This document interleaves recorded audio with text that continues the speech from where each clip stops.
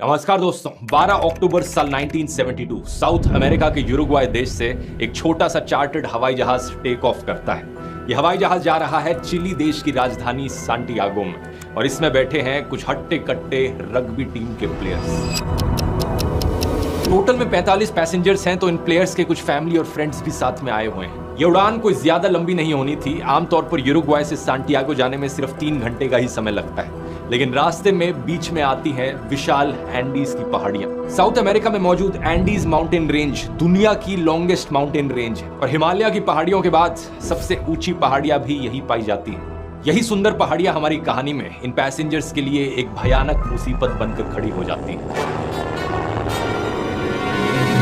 12 अक्टूबर के उस दिन पहाड़ियों में तूफान आता है, जिसकी वजह से प्लेन आगे नहीं जा पाता। पायलट्स डिसाइड करते हैं कि वो रास्ते में ही रुक जाएंगे और अगले दिन दोबारा से उड़ने की कोशिश करेंगे। अर्जेंटीना के मेंडोजा शहर में प्लेन को रात के लिए लैंड करा दिया जाता है। अगला दिन 13 अक्टूबर ये विमान दोबारा से टेक ऑफ करता है दोपहर के 2:18 पर। पायलट्स ने देखा था कि मौसम साफ हो गया है, तो अगले 1 घंटे तक सफर काफी सुहाना रहता है। 3:21 पायलट्स प्लेन को डिसेंड कराने लगते हैं। ये प्लेन सांटियागो के काफी करीब पहुंच रहा था, लेकिन अभी भी पहाड़ियों में ही था, क्योंकि इस शहर के बगल में बहुत ऊंची ऊंची पहाड़ियां हैं। नीचे उतरते समय अचानक से भयानक टर्बुलेंस देखने को मिलती है। प्लेन बहुत तेजी से ऊपर नीचे हिलने लगता है। इसी समय आसपास बहुत सारे बादल आ जाते हैं। चारों तरफ बादल ही बादल, कुछ दिखाई नहीं देता। अचानक से प्लेन में अलार्म्स बजने लगते हैं और वार्निंग लाइट्स भी चमकने लगती हैं। किसी को समझ में नहीं आता हो क्या रहा है। पैसेंजर सीट्स में बैठे कुछ रग्बी प्लेयर्स बड़े निडर हैं, वो मजाक बनाते हैं इस टर्बुलेंस का। इन्हीं जोक्स के बीच एक पैसेंजर खिड़की के बाहर देखता है तो उसे दिखता है कि बादल धीरे धीरे हटने लग रहे हैं, लेकिन फिर दिखता है कि पहाड़ी बहुत नजदीक है। जैसे ही हवाई जहाज बादलों से बाहर निकलता है, पायलट्स रियलाइज करते हैं कि उनके सामने बहुत करीब एक बहुत बड़ी चट्टान है। इमीडिएटली पैनिक में आकर वो प्लेन को ऊपर की तरफ मोड़ने की कोशिश करते हैं।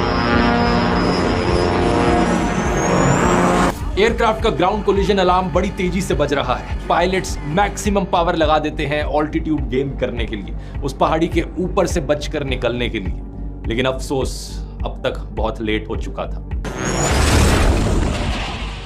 हवाई जहाज का पीछे का हिस्सा पहाड़ी से टकरा जाता है ऊपर जाते वक्त। प्लेन का जो पूरा रियर पोर्शन था वो अलग हो जाता है। पीछे की जो 2 सीटों की रो थी वो प्लेन से लिटरली हवा में बाहर उड़ जाती है। 3 पैसेंजर्स इसके साथ उड़कर हवा में गायब हो गए। कुछ और सेकंड तक ये प्लेन ऊपर जाते रहता है और फिर अचानक से ये नीचे गिरने लगता है। कुछ ही सेकंड बाद एक और कोलिजन, प्लेन का लेफ्ट विंग भी टूट जाता है। कुछ और पैसेंजर्स प्लेन से बाहर उड़कर नीचे गिर जाते हैं और अब प्लेन का सिर्फ फ्रंट पोर्शन बचा था, जो सीधा जाकर एक ग्लेशियर में गिरता है। 350 किलोमीटर प्रति घंटे की स्पीड से ये इस ग्लेशियर पे स्लाइड करता रहता है और 700 मीटर नीचे आकर फाइनली एक लास्ट टकराव होता है।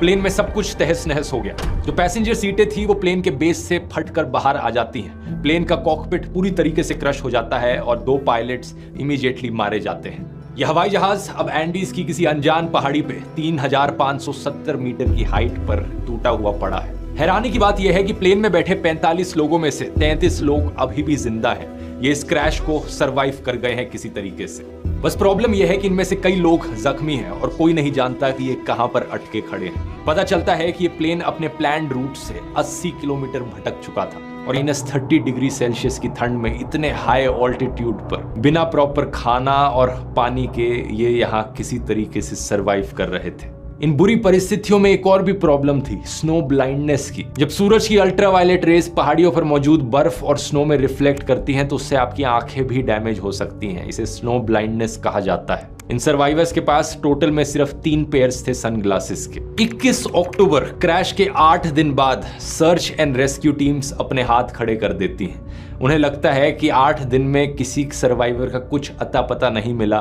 तो कोई फायदा नहीं अब इस सर्च ऑपरेशन को कंटिन्यू रखने का। बहुत कम चांस है कि इतने दिनों बाद कोई वैसे भी जिंदा बचा होगा। 4वें दिन तक खाना पूरी तरीके से खत्म था और कुछ लोगों ने प्लेन्स के कुछ पार्ट्स को खाने की कोशिश करी, जैसे कि सीटों के अंदर लगे कॉटन को और सीटों पर लगे लेदर को खाने की कोशिश करी, लेकिन इससे वो और बीमार ही पड़ गए। ऐसी सिचुएशन में जब भूखे मरने के अलावा और कोई ऑप्शन बचा नहीं था, तो इन सर्वाइवर्स ने कुछ ऐसा किया जिसे सुनकर आपके होश उड़ जाएंगे। इन्होंने डिसाइड किया कि जिंदा रहने के लिए अपने दोस्तों और परिवार के सदस्यों की मुर्दा बॉडीज को खाने के अलावा और कोई रास्ता नहीं है। यह फैसला लेना बिल्कुल भी आसान नहीं था, क्योंकि ज्यादातर लोग जो मारे गए थे इस क्रैश में वो दोस्त थे, क्लासमेट्स थे, फैमिली मेंबर्स थे या रिलेटिव्स थे।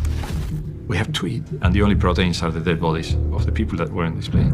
ये आइडिया पहले कनेसा को आया तो उसी ने ही पहले ट्राई किया ये सब करने की। कुछ लोगों ने खाने की कोशिश करी, लेकिन उनसे बिल्कुल हजम नहीं हुआ।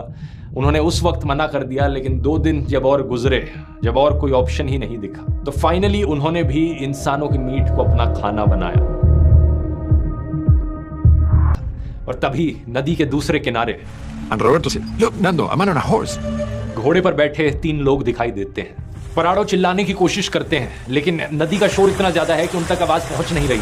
लेकिन बाय चांस उनमें से एक इंसान पराडो और कनेसा को देख लेता है और उनकी तरफ देखकर वापस चिल्लाता है, टुमारो। वो ये कहता है कि मैं कल दोबारा आऊंगा।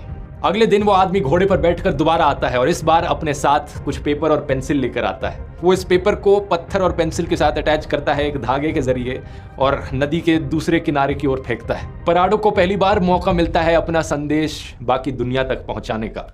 पराडो इस पेपर पर लिखते हैं स्पेनिश भाषा में, I come from a plane that fell in the mountains. मैं यूरुग्वाई से आया हूं, हम 10 दिन से पैदल चल रहे हैं। मेरे घायल दोस्त प्लेन की क्रैश साइट पर मौजूद है। हमें जल्दी से मदद की जरूरत है, लेकिन हम नहीं जानते कैसे मदद मिलेगी। हमारे पास कोई खाना नहीं है, हम कमजोर हैं, हमारे पास चलने की भी हिम्मत नहीं बची। प्लीज हमें बचा लो, हम कहां पर हैं? दूसरी तरफ इस संदेश को रिसीव करने वाला आदमी एक चिली देश का किसान था, सर्गियो काटालान। वो इस नोट को पढ़ता है और उन्हें इशारों से समझाता है कि मैंने समझ लिया। अपने बाकी दोनों साथियों के साथ बात करने के बाद उसे पता चलता है कि हाँ, कुछ याद तो आ रहा है। कुछ 2 महीने पहले एक खबर में मैंने सुना था कि एक प्लेन क्रैश हुआ है। और जब इन साथियों को रियलाइजेशन होता है तो ये शॉक्ड रह जाते हैं। इन्हें यकीन नहीं होता कि 2 महीने पुराने प्लेन क्रैश से अभी भी कोई जिंदा बचा है। सर्गियो ब्रेड का टुकड़ा फेंकते हैं नदी के दूसरी ओर और अगले 10 घंटे तक लगातार ये घोड़े पर बैठकर वेस्ट की डायरेक्शन में दौड़ने लगते हैं। इंसानों के किसी भी गांव या बस्ती से ये इतने दूर थे अभी भी।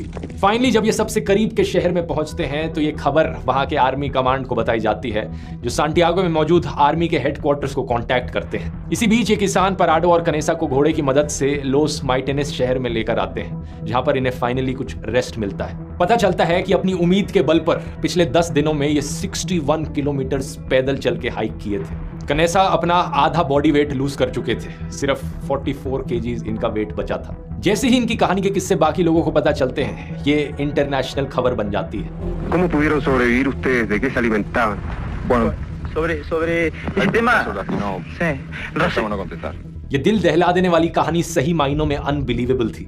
चिली की एयरफोर्स 3 हेलीकॉप्टर्स भेजती है इमीडिएटली रेस्क्यू करने के लिए। आर्मी ऑफिसर्स पराडो और कनेसा को इंटरव्यू करते हैं लोकेशन की इंफॉर्मेशन पता लगाने के लिए। पराडो अपने साथ पायलट का फ्लाइट चार्ट लेकर आए थे और वो नक्शे में नाप रहे थे कि वो कहां कहां हाइक कर रहे थे। आर्मी ऑफिसर्स उन्हें हेलीकॉप्टर में बिठाकर लेकर जाते हैं ताकि क्रैश साइट को लोकेट किया जा सके और उनकी मदद से बचे हुए सर्वाइवर्स की लोकेशन फाइनली पता चलती है आर्मी कमांडर्स को। 22 दिसंबर 1972, 70 दिन बाद क्रैश के 2 हेलीकॉप्टर्स सर्च एंड रेस्क्यू के फाइनली पहुंचते हैं बचे हुए सर्वाइवर्स के पास उनकी जान बचाने के लिए।